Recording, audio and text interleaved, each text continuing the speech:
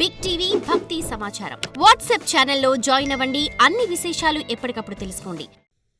అంతటి మహాపరాక్రమం కలిగినటువంటి వంశంలో పుట్టినవాడు కిరాత జన్మ ఎత్తడం ఏమిటండి? ఇక్కడ బాణాలు అవి ఉండొచ్చు, కానీ అక్కడేమో యుద్ధాలు చేయడం, ఇక్కడేమో పెట్టెలను వేటాడడం, తేడా ఉంది కదా. ఈ జన్మ ఎందుకు ఎత్తాడు అంటే దానికి కిరాతార్జునీయం కారణం. ఈ కిరాతార్జునీయ ఘట్టంలోనే ఈ శివదండకం వస్తుంది. అరణ్యవాసం వృధా చేయొద్దయ్యా, దివ్యాస్త్రాలు సంపాదించుకోండి, మీకు కౌరవులతో యుద్ధం ఖాయమని శ్రీకృష్ణ పరమాత్మ అర్జునుడికి పాండవుడికి సలహా ఇచ్చాడు. మనం కూడా నేర్చుకోవాలి. ఆధునిక సమాజంలో ఎప్పుడు ఉద్యోగం లేకపోయినా, కాస్త ఖాళీగా ఉన్న ఉద్యోగం ఊడినా, లేదా చదువుకున్నాక ఇంకా ఉద్యోగం రావడం ఆలస్యంగా ఉన్నా, లేదు ప్రభుత్వాలు మేము 90,000 పోస్టులు ఇస్తాం, 1,00,000 పోస్టులు ఇస్తామని 2 ఏళ్ల పాటు ఇవ్వకపోయినా ప్రశాంతంగా ఉండాలి. అవి ప్రకటిస్తారు, వస్తాయో లేదో చెప్పాలి, వచ్చాక అనుకోవాలి.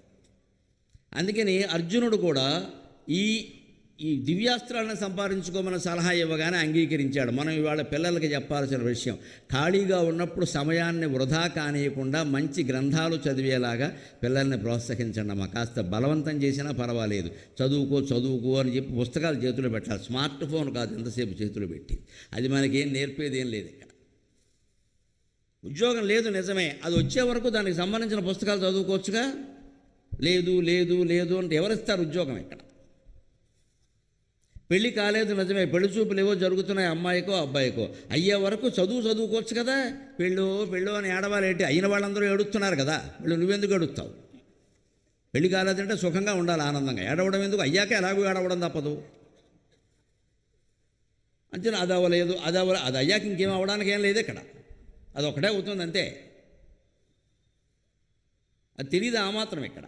మరి దానికో పెద్ద ఇది ఏం లేదు, ఇంత చేస్తే ఊళ్ళో పలకరింపులండి పెద్ద సమస్య.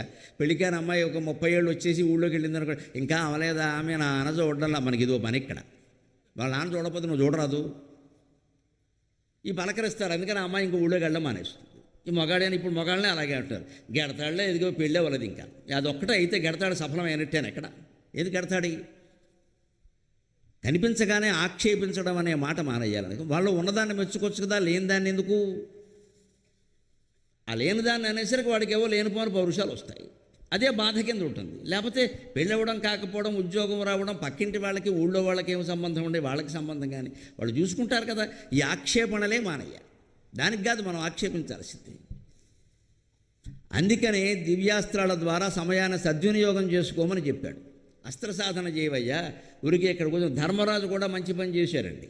ఆయన అదే అరణ్య పర్వంలో మహర్షుల్ని పిలిపించి వాళ్ళు కథలు చెబుతుంటే విన్నాడు. బృహదశ్వ మహర్షి, రోమశ మహర్షి, ఎంతోమంది, మార్కండేయ మహర్షి, ఎంతోమంది ఏ యుగాల్లో ఎవరు కళ్ళ చూడని కని విని ఎరుగిన మహర్షులందరూ ధర్మరాజు అదృష్టం ఏమిటో కానీ వచ్చారు. 14 ఏళ్ల పాటు ప్రవచనాలు చెప్పడమే పని, వీళ్ళకి ప్రవచనాలు వినడమే పని. ధర్మరాజుకి ఎంత అదృష్టవంతుడు నిజంగా. ఆ రకంగా ఆయన పౌరాణిక జ్ఞానాన్ని పొందాడు, గొప్ప సత్వగుణాన్ని పెంచుకున్నాడు. అర్జునుడు మహాతపస్సు చేశాడు, ఆయన అస్త్రాలను సాధించాడు. ఆ మహాతపస్సు చేసినప్పుడు శివుడు ప్రత్యక్షమయ్యాడు. ఆ ప్రత్యక్షమైన వెంటనే మనకి సాహిత్యంలో ఏమిటంటే, దేవుడు ప్రత్యక్షమైతే ఎలా ఉంటుందండి? ఉక్రెయిన్లో మన అబ్బాయి చదువుకుంటున్నాడు అనుకున్నాం కదా, ఆ అబ్బాయి అక్కడ ఉండిపోయాడని కంగారు పడ్డాం కదా. ఆ అబ్బాయి హైదరాబాద్ వచ్చేసేట అని తెలిసింది అనుకో, నువ్వు హైదరాబాద్ ఎలా పెడతావు? మామూలుగా పెడతావా? ఆకాశంలో ఎగిరి వెళ్ళిపోతావు. అబ్బాయిని చూడాలి. మరి 3 నెలల బట్టో 6 నెలల బట్టో కనపడిన అబ్బాయో అమ్మాయో ఉక్రెయిన్ నుంచి వస్తున్నట్టు హైదరాబాద్ వచ్చారట అనగానే వారు ప్రత్యక్షంగానే మనకింత ఆనందం కలుగుతోంది.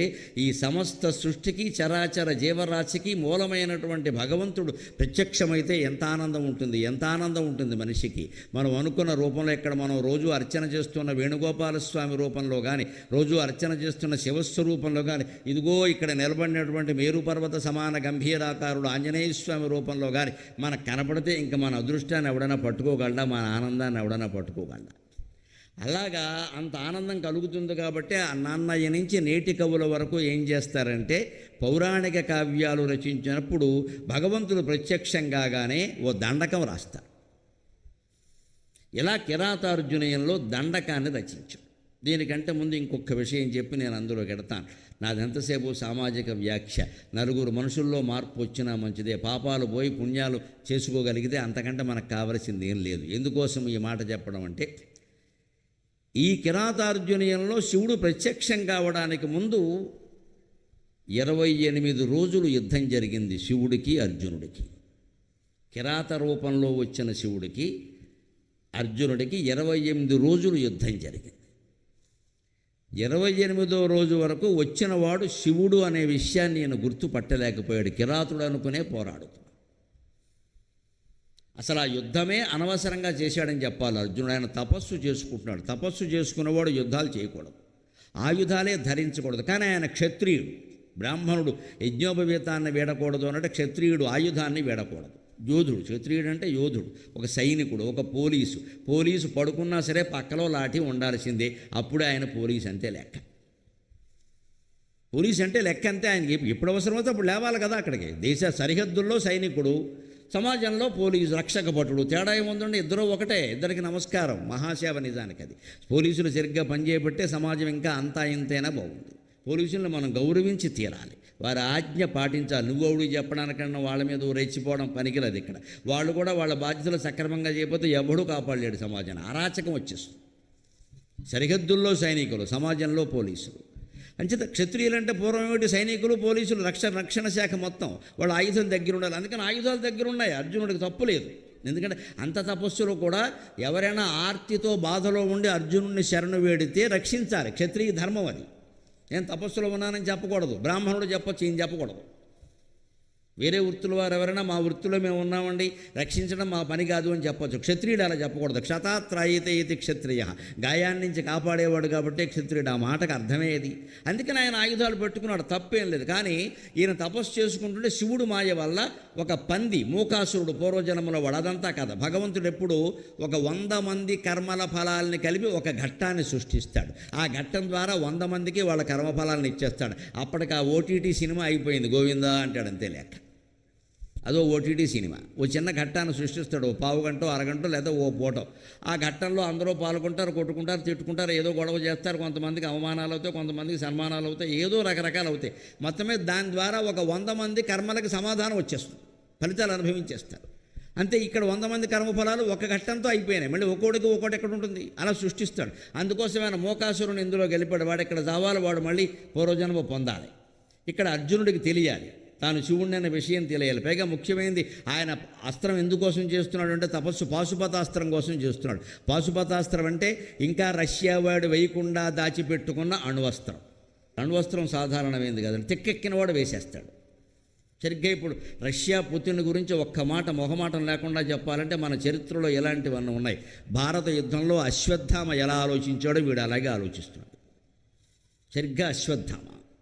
బ్రహ్మశిరోనామకాస్త్రం అంటే అణ్వస్త్రమే. అది సాధారణంగా ప్రయోగించకూడదు. అర్జునుడికి చెప్పాడు దాని రహస్యాన్ని ద్రోణాచార్యుడు. కొడుకు కూడా చెప్పాడు. అర్జునుడు చిట్ట చివరి వరకు ఈ అశ్వత్థామ వేసినప్పుడు తప్పితే దాన్ని ప్రయోగించలేదు. అశ్వత్థామ అలా కాదు. 6 నెలల మార్కుల్లో తక్కువ వస్తే హెడ్ మాస్టర్ మీద బాంబు వేసే రకం వాడు. నీ 6 నెలల మార్కులు నీ హెడ్ మాస్టర్ గురించి బాంబేస్తావా? లోకమేమైపోవాలి. అంతే. ఇది తిక్క. ఈ పుతిన్కి ఆ తిక్క. దేశం విడిపోయింది ఎప్పుడో 30 ఏళ్ల క్రితం. ఉక్రెయిన్ ఒకటి కాదు, 16 దేశాలు విడిపోయాయి. Soviet Russia 36 ముక్కలైంది. దానికి వాళ్లే కారణం, వాళ్ళ విధానాలే కారణం. వేరే వాళ్ళని అనుకోవడం ఎందుకు? విడిపోయిన తర్వాత అంటే వాళ్ళు ఎవరితోనో సంబంధం పెట్టుకుంటాడు, మనకెందుకు ఆ గొడవ? విడిపోయాక కూడా మనం చెప్పినట్టు వినాలంటే అలాగా. వాడు విడిపోయి 30 ఏళ్ళు అయింది. వాడు నాటోలో కాకపోతే ఆటో ఎక్కుతాడు, నీకెందుకు ఆ గొడవ? అబ్బాయి లేదు, నేను చెప్పినట్టు వినాలి, లేకపోతే నేను అణ్వస్త్రం వేస్తాను. ఈ తిక్క మనుషులు భారతంలో కూడా ఉన్నారు. అందుకే వ్యాసుడు చెప్పాడు, భారతంలో లేనిదేది లోకంలో లేదు, లోకంలో ఉన్నదేది భారతంలో లేకుండా లేదన్నాడు. ఇప్పుడు పుతిన్ కూడా అశ్వత్థామ అవతారం. ఇంకా వాడు బతికే ఉన్నాడు అంటారు కదా, ఈ రకంగానే బతుకున్నాడు. ఇలాంటి పరిస్థితుల్లో పాశుపతాస్త్రం కూడా అంతే. అది అణ్వస్త్రం. అది వేస్తే మొత్తం ప్రపంచం భస్మీపట్నం అవుతుంది. అది కావాలని అడిగాడు. ఎందుకు? దుర్యోధనుడిని బెదిరించడానికి, వేయడానికి కాదు, బెదిరించడానికి. అది అర్జునుడికి ఇవ్వాలి అంటే అర్జునుడికి ఆ నిగ్రహ శక్తి ఉందో లేదో చూడాలి కదా. లేకపోతే ఇందాక చెప్పినట్టుగా 6 నెలల పరీక్షల మార్కుల్లో 6వ తరగతి పిల్లలాగే ఉంటాడు. నిగ్రహ శక్తి ఉండాలి. అంటే దాన్ని ఎప్పుడు ప్రయోగించాలి? ఇంకా ఇది తప్పితే గత్యంతరం లేదు, ఇంకో మార్గం లేదు అన్నప్పుడు ప్రయోగించాలి. కానీ ప్రతిదానికి ప్రయోగించకూడదు. అణిమ, మహిమ, గరిమ, లఘిమ లాంటి శక్తులు ఉంటాయి. లావుగా ఉన్నవాడు సన్నగా మారచ్చు. యోగశాస్త్ర ప్రక్రియల ద్వారా ఉంది ఆ ప్రక్రియ.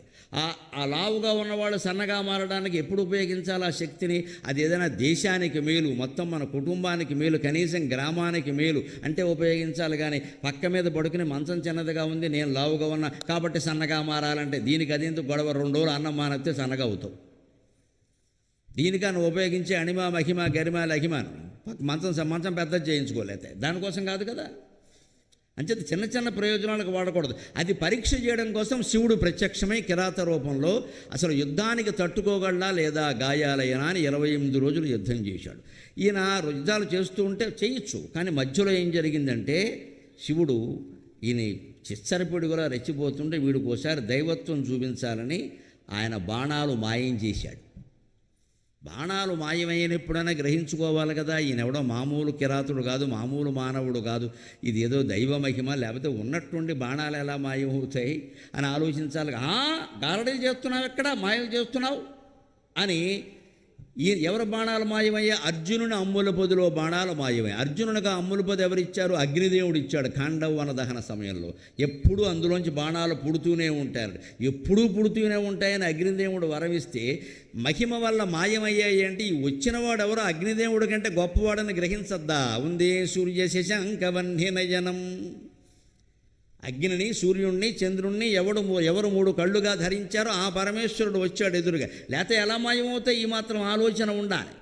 మన జీవితాల్లో కూడా మనం దేవుడు కాపాడలేదు, దేవుడు దయ చూడలేదు అంటాం. ఒక్కోసారి అద్భుతంగా కొందరు వ్యక్తులు కనిపించి మనకి సహాయం చేసి వెళ్ళిపోతారండి, మళ్ళీ వాళ్ళు ఎక్కడున్నారంటే కనపడరండి. చాలామంది జీవితాల్లో ఉంటాయి అలాంటివి. ఏమిటోనండి అప్పుడు అనుకోకుండా వచ్చారు, మమ్మల్ని ఆదుకున్నారు, మళ్ళీ ఎంత విచారణ చేసినా కనపడలేదండి అంటారు. అదే దైవ మహిమ. మనం మాయలో పడిపోతూ ఉంటాం. అద్భుతాలు జరిగినప్పుడు ఎప్పుడు మామూలు విషయం కింద దాన్ని తీసుకోకూడదండి. ఏదో అక్కడ మన ప్రార్థన పనిచేసింది ఖచ్చితంగా. ఆ అద్భుతం జరిగినప్పుడు గ్రహించాలి. త్యాగరాజస్వామి ఉంచవృత్తితో బతికేవాడు. ఉంచవృత్తి అంటే పంట పండిన తర్వాత బల్ల కొట్టుడో కుప్పనూర్పుడో అయిపోయిన తర్వాత ఆ చేలో కొన్ని గింజలు రాలిపోయి ఉంటాయి, అవి వాళ్ళు పట్టుకెళ్లారు. ఈ ఉంచవృత్తి చేపట్టిన వాళ్ళు ఏం చేస్తారు అంటే, కొంతమంది బ్రాహ్మణులు ప్రత్యేకం ఆ ఉంచవృత్తి మీదే బతికేవారు. వాళ్ళు ఆస్తులు పోగేసుకునేవాళ్ళు కాదు. ఏం దొరికితే తినడం, మిగిలిన జీవితం అంతా గాయత్రి మంత్ర జపమే, ఇంకేం లేదు ఇక్కడ. అది మొత్తం గ్రామాన్ని కాపాడేది ఆ జపం. ఆ ఉంచవృత్తిలో ఉన్నాడు ఆయన. ఆ ఉంచవృత్తిలో ఉన్నప్పుడు ఏం చేయాలి? చేలోకి వెళ్ళి గింజలు ఏరుకోవాలి కదా. ఆయన ఏరుకోవడానికి పెడుతుంటే ఓ రోజు ఆ మోళ్ళు ఉంటాయి కదా, గట్టిగా ఉంటాయి. పాపం ఓ మోడు కాలులో గుచ్చుకుంది, ఆయనకి కాలు వాచిపోయింది, రక్తం వచ్చింది. ఆయన పట్టు ఏదో తుడిచేసి మామూలుగా చేశాడు, కాలు వాచిపోయింది. తర్వాత 4-5 రోజుల పాటు వెళ్ళలేకపోయాడు, ఉంచవృత్తికి కూడా వెళ్ళలేకపోయాడు, కాలు వాచిపోయింది. దాంతో ఇంట్లో బియ్యం లేవు, ఇళ్ళకి ఏం చేయాలో తెలియదు. ఇద్దరూ మంచినీళ్ళు దాకా కాలక్షేపం చేస్తున్నారు. 2 రోజులైంది, ఇంట్లో వంట లేదండి. ఈయన కదిలే పరిస్థితి లేదు, ఆడవాళ్ళు వెళ్ళే పరిస్థితి కాదు ఆ రోజుల్లో. ఏం పని చేసినా మగవాడే చెయ్యాలి అక్కడ. ఈ స్థితిలో కూడా త్యాగరాజస్వామి యొక్క భక్తి, రామభక్తి నిగ్రహం ఎంత గొప్పది అంటే, తన ఇంట్లోనే పూజామందిరంలో ఉండే రామలక్ష్మణ భరత శత్రుఘ్నులు సీతా సమేతంగా ఉన్నవారి విగ్రహాల దగ్గర కూర్చుని యోచన కమలలోచన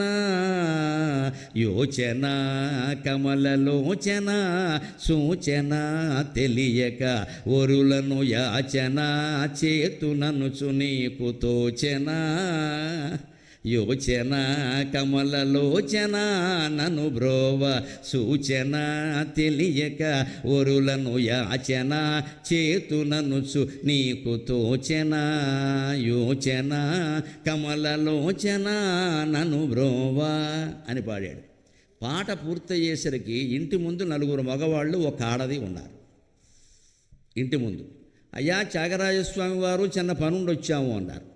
ఈయన బయటకు వచ్చి, అమ్మ ఏం కావాలి అంటే, మేమేదో పురాణ కాలక్షేపం చెబుతామండి, హరికథలో బుర్రకథలో చెబుతాం, మీ ఊరు దేవాలయంలో ఉంటాం, సాయంత్రం పూట ఏదో కాలక్షేపం చేస్తాం, తృణమో పణమో భక్తులు ఇస్తారు కదా, దాంతో మేమేదో పొట్ట గడుపుకుంటూ ఉంటాం, మాకు వండుకుందుకు సామగ్రి అన్నీ ఉన్నాయి, కానీ వండుకుందుకు తగిన స్థలం లేదండి, మీ ఇంట్లో కాస్త అవకాశం ఇస్తే వంట వండుకుంటాం అన్నారు. 4 ఆడవాళ్ళు, 1 ఆడది. ఈయనకి ముందు తిండి లేదు, వాళ్ళెవరో వండుకుంది. వాళ్ళు అయినా ఈయన ఏమన్నా అంటే, పోన్లే నాకు ఎలాగూ లేదు, వాళ్ళెవరో వచ్చి వండుకుంటా ఉంటున్నారు, వంటిల్లు ఖాళీగానే ఉంది కదా, వండుకుంటారు. ఇప్పుడు దాన్నే ఆధునిక భాషలో చెప్పాలంటే క్లౌడ్ కిచెన్ అంటారు. అదే క్లౌడ్ కిచెన్ అంతా అదే.